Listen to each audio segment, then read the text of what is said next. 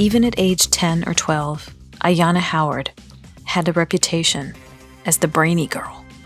I knew I wanted to do robotics back in the day, middle school, because I loved Star Trek, loved science fiction, and I wanted to build a bionic woman. A bionic woman, a cyborg, like in the 1970s TV show, with superhuman cybernetic powers, better, stronger, faster.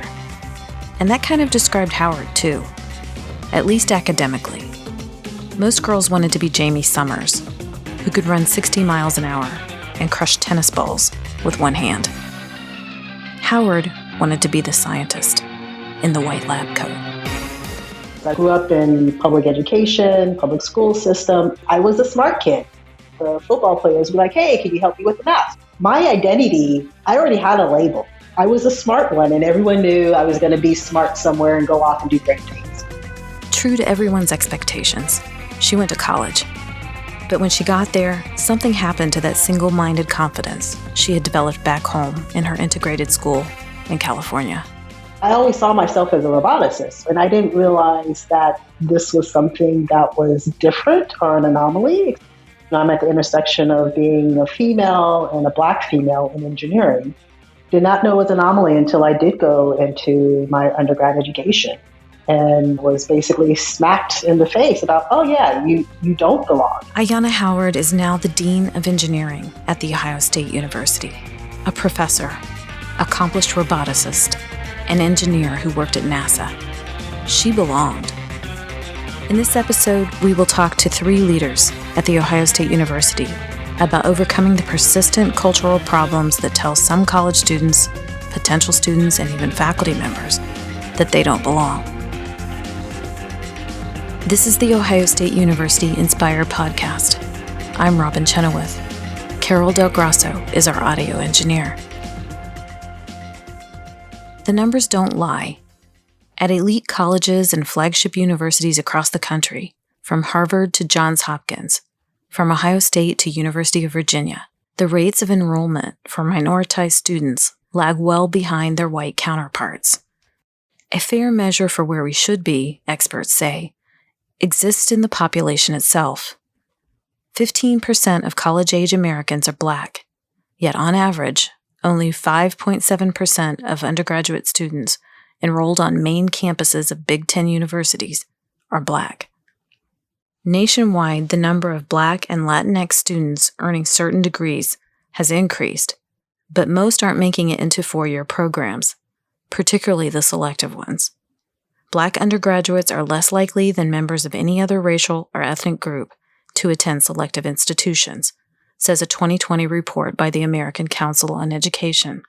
And many of our Big Ten schools and large comprehensive public institutions, African-American males are almost invisible. When you look at the student population, you may have less than 500 at an institution. James L. Moore III is the Vice Provost for Diversity and Inclusion and Chief Diversity Officer for The Ohio State University. He is director of many initiatives to create college accessibility for minoritized and disadvantaged students. Native people, as an aggregate, they're virtually almost invisible at our institution as well as many other institutions. And there's many explanations that people try to use. But guess what? As a society, we have grown accustomed to individuals not being at the table. We have grown accustomed to oftentimes that women are not in STEM in specific areas, to the point that we do nothing. Absolutely nothing. It's just no action. And as a society, we can no longer do that if we want to maintain our global edge. We have to invest in domestic populations, and we have to move beyond our class arrogance and intellectual snobbery that exists at institutions like ours and others similar to it around the country. It is not enough to simply say we're going to recruit more faculty of color. Don Pope Davis, Dean of the College of Education and Human Ecology. It's not enough to say we're going to recruit more students of color. It's not enough to say we're going to address social injustice, because these statements without a plan does not bring anything to fruition. In fact, it encourages people to continue with the status quo. I see that as a big challenge. In a nation that has been catalyzed in the last year to look deeply at issues of racial equity, where do we begin to fix the problem? When we're thinking about these plans, how do you design them so that they can be institutionalized? Right now, we're at a moment in time. And if they are not institutionalized, where they become part of the best practices and they become part of the processes that we become used to, then what happens is in 2 or 3 years, we revert back to the before time. Dean Pope Davis, Dean Howard, and Vice Provost Moore understand college diversity challenges because they live them. Moore attended Delaware State University on a football scholarship and lived in a dorm with African American men. I'll never forget one time I guess we had a major thunderstorm and the lights went off in the dorm, and everybody fled to the hallways. We began to share reflections that we began to think about our lives, and it was probably about 20 to 30 individuals that were sitting down in the hallways. They were all Black, and unlike Moore, the rest came from major urban areas. But the new freshmen found common ground there, sitting on the linoleum in the dorm hallway. They talked about homicide rates, which were at an all-time high for Black men, and about how they wanted to make a difference in their communities. They talked about their dreams. But then, 4 years later, there were only 2 of us who actually made it to graduation that I'm aware of. Out of that, I became this researcher studying, in many ways, African American males, trying to understand my situation through their situation. Black students enrolled in bachelor's degree programs have higher dropout rates and are less likely to return to college the second year than any other racial or ethnic group, studies show. Why? There are many reasons. One was societal, because the schools where Moore's classmates attended were under-resourced. They might not have had advanced placement classes, computers, or teachers trained to take them to the next level. You see the most vulnerability in schools that have high percentages of Black and brown children, as well as high percentage of free and reduced lunch. Those students don't always have a seamless pathway to flagship institutions like Ohio State University. And so, let's face it, we see malpractice throughout K-12, even in our beloved Ohio. When you look at the state of K-12, it went to the Supreme Court 2 times how we fund schools, and the state has yet to right the wrongs. He's referring to a decision by the Supreme Court of Ohio in 1997, and again in 2001, that the state system based on property tax valuation failed to provide fair funding for public schools. The state was ordered to find a remedy. 24 years later, it still hasn't. Another issue is affordability. Most underrepresented students work as they obtain their undergraduate degrees. Some start school and then can't afford to continue. If they qualify for Pell Grants, those don't pay for high housing costs, double or even triple security deposits that off-campus landlords charge, Wi-Fi, or books. President Christina Johnson is making college affordability a focus of the university after announcing a 10-year plan to help undergraduates receive degrees debt-free. Dean Howard put herself through college, taking out student loans, earning scholarships, and doing work study, a full load for any student. But getting to college and paying for it is not enough. To prevent the dropout that is more likely among Black and Hispanic students, a culture shift on campus is critical, she says. Because most of all, you have to believe a degree is achievable. Going to college is a different experience for a lot of students. And in some fields, like engineering, it's going to be hard. It doesn't matter what your background is. When you're struggling in your classes and you're like, oh, this is so hard, I don't know if I'm going to get through. And then people basically imply that, yeah, you don't belong, this isn't for you. You start to internalize that. And so if you're in an environment where, one, you don't feel like you belong, where you don't feel like you could bring your whole self to your class or to your job, you are more likely than not to say, I'm going to go to a different field or go to a different area where I feel like I belong and can bring my whole self. And so that's a detriment because we don't want to impede a student's progress and their goals and their passions because they don't feel like they belong in the world that they thought they did because of others people's perceptions or attitudes toward them, because of the way they look or the way they walk or the way they talk. Don Pope Davis came from a family of 12 children. Making it to college and then to graduate school seemed like a pipe dream. I ask myself that every day. What are you doing here? You're not supposed to be here. This wasn't supposed to happen to you. I remember a teacher in grade school. I still remember her name. She believed in me. She was very supportive. There were teachers along the way that have allowed me to be where I am.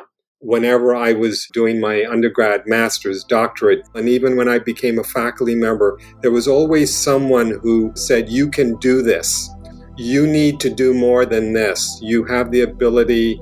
Or when I thought about quitting, there were people that said, I will not let you quit. You can make a difference here. And so there was always somebody who saw something in me that I didn't see in myself. The common theme, though these leaders' experiences were quite different, belonging, believing that they could and would achieve. As affirmative action comes again under attack, how can The Ohio State University create inclusivity at scale?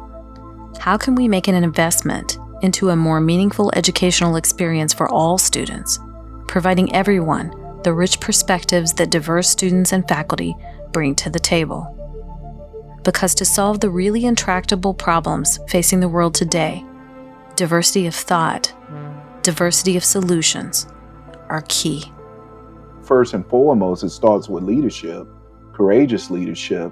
James Moore. We have the answers. There's a body of knowledge. When you look at the scientific and theoretical literature, we know what works, but oftentimes we don't have the courage to implement the work. When Russia made their quest to go to space in the 50s, the U.S. Department of Defense began to outline the plan for the nation and say, we're going to create the National Defense Act. And we're going to invest in school councils, we're going to invest in education, and we're going to shape our brightest minds to get them in STEM. And it became not just a social justice issue, it became a national security and an economic imperative that we invest in these communities. And guess what? We lead the world in going to space because we were committed to it, we put resources to it, and we charted the course. We need to have leaders who are not risk averse and subscribing to a set of traditional approaches to problem solving. Don Pope Davis. And so take some risk. Not every risk turns out the way you want, but without taking it, we don't create new opportunities. When it comes down to a point of tension, the usual response is to go back with what has worked before. Tension is a necessary part of change. And so not to be risk averse, not to be conflict averse, but use those as opportunity to challenge some of the practices that have been here for a while. And so these leaders are boldly tackling racial disparities at Ohio State in several ways. Though the numbers of non-white students are low at many learning institutions, diversity among faculty is even worse. Years after Howard led a student group in protest at her undergraduate college. I really did feel isolated. We were petitioning to try to get more Black and brown faculty in engineering because there were none. Traditionally, engineers don't do these kind of protests because we like fixing and making new gadgets. But I just felt that I had to because I wanted to make sure I fixed it for the ones that were coming behind. She's still fixing it. So is Pope Davis. In 2018, he instituted an ambitious diversification program, increasing faculty of color to 30% in the College of Education and Human Ecology, and launching a program to intensively coach postdoctoral scholars of color who could later apply to become faculty. My commitment is to get more diversity sitting at the table, both in terms of phenotype, experience, and intellectual prowess. I think the more we can do that, it allows for the conversation to change. The challenge is, how do we get the old and the new to work together? And there lies the tension. But I think it's a dialectical tension that is healthy, referring to the notion of change. Change requires struggle. When I think about fixing problems, I want to make sure that things are accessible for all individuals, whether you're of underrepresented population, or you're female, or you have a disability, or you're from a rural part of Ohio. Right? I want equal opportunity for anyone who wants to be an engineer. It's a philosophy I have that engineering should look like the world. For the students, it's about ensuring that they feel included and they are empowered with aspects of self-efficacy and having an environment where you can bring your whole self to engineering and not just, the piece that people think you should be. So whatever your community is, whatever your culture is, whatever your language is, whatever your dress is, your whole self should be part of your engineering solution, because that's how we solve problems, is you bring your whole self and someone else brings their whole self and we figure out the commonality so that we can create solutions for the entire world. That means opening doors and opportunities for more students, working to ensure that introductory courses don't weed certain people out who could succeed. We do things like implicit bias training, but we can't just do that. So how do you train the gatekeepers? And if you can't train the gatekeepers, how do you bring in new gatekeepers that are trainable? When you say gatekeepers, who are you talking about? Gatekeepers are everything from the way that admissions are done. That's a process. To, who is it that the faculty member asks to do research with them? That's a form of gatekeeping. For example, we know that when students are involved in research in the faculty lab, it usually helps them identify and figure out that this is interesting, and also helps motivate them to go into grad school. There's data that shows this. So as a faculty member, who are you choosing to bring into your lab? So there's all these little things, and just one by themselves doesn't have an impact, but it's the fact that it's systemic. Moore's Office of Diversity and Inclusion funds scholarships for hundreds of students and then provides supports to those who enroll to ensure that they can flourish. We got a learning community for our students that they can engage in. We have a robust tutoring and supplemental instruction program, and we try to disrupt students' thinking, because oftentimes, regardless of their backgrounds, they were among the best of their high schools. In our office, we have first-generation college students to sixth-generation college students. But if you don't create an apparatus that connects with them, you may not get optimal success for them. We've been very, very blessed that the university has had a total of 9 Rhodes Scholars, and 2 of the last 4 come out of our office. And we just had a student that was recently announced as a Truman Scholar. We know that excellence comes from all zip codes, but we know opportunity does not always easily flow through all those zip codes. I have met students who come from an experience and they have animated the discourse in class because they bring a real life experience to the class. Don Pope Davis. They may struggle academically, but my job as a teacher is to work with them, mentor them, help them get through the system. And when you hear this, is at graduation, when these students get up and say, so-and-so changed my life because he or she would spend time with me after class, and now I am here because I now see other possibilities. And I am a non-traditional student. I come from a poor family. I'm first generation. You hear all of these things, and yet here they are, and here they rise, and they step up to that moment because somebody gave them an opportunity. People asked Dean Howard why she chose to leave Georgia Tech to come to Ohio State. It was really the ability to do things around inclusiveness and diversity and belonging around in engineering at a scale that I think is important, and having the support at the upper administration level to do it.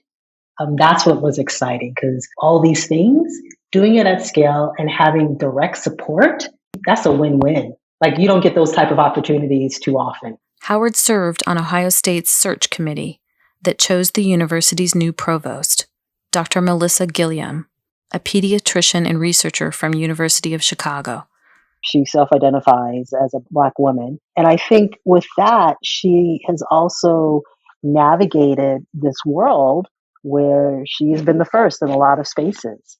And I think what that brings to Ohio State is we are going to be doing a lot of firsts here with respect to the vision of President Christina Johnson. And given that she's successfully navigated as a first in many different ways and areas, she can bring us that talent and that insight of how we can do some of these ambitious goals that we have around diversity here at Ohio State, but also do it in such a way that research is first and foremost as well. Courageous leadership with a clear vision. It takes individuals and institutions to heights that others consider unreachable, whether it be moonwalks or representation in classrooms. Better, stronger, faster. For me, I want to give people hope. I want to create possibilities. I want to facilitate change, and I want to find the resources for people to do that. But they have to be around a vision, a consistent vision that brings hope and possibilities. I won't stop until I can create a groundswell, if you will, where we can help people of all backgrounds realize their dreams and aspirations. These institutions, in theory, they were designed to do that, but not at scale thus far. And I'm hopeful with the right synergies, commitments, and tenacity, I think we can do something even greater than what we've already been able to do thus far.